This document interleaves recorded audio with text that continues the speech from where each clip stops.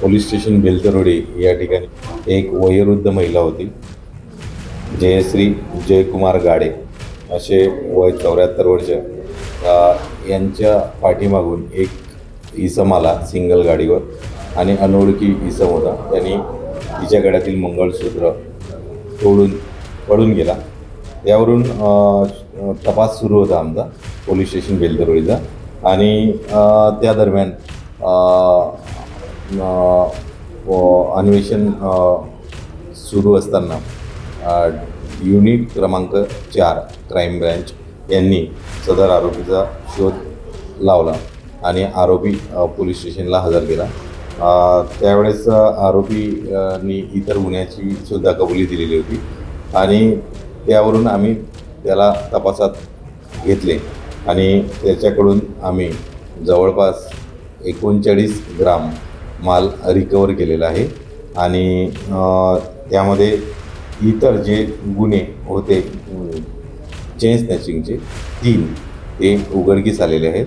तसेच अजनीचे 2 गुन्हे चेन स्नॅचिंगचे उघडकीस आलेले आहेत. यामध्ये एकूण आरोपी 2 झालेले आहेत आणि यामध्ये सध्या तपास सुरू आहे.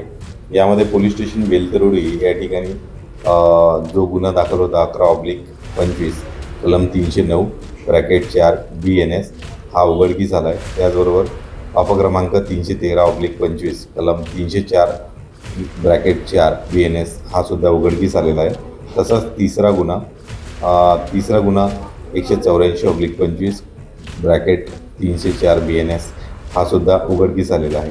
असा यामध्ये गेलेला 50 ग्रॅम सोन्याचा मुद्देमाल होता, तो आम्ही रिकवर केलेला आहे.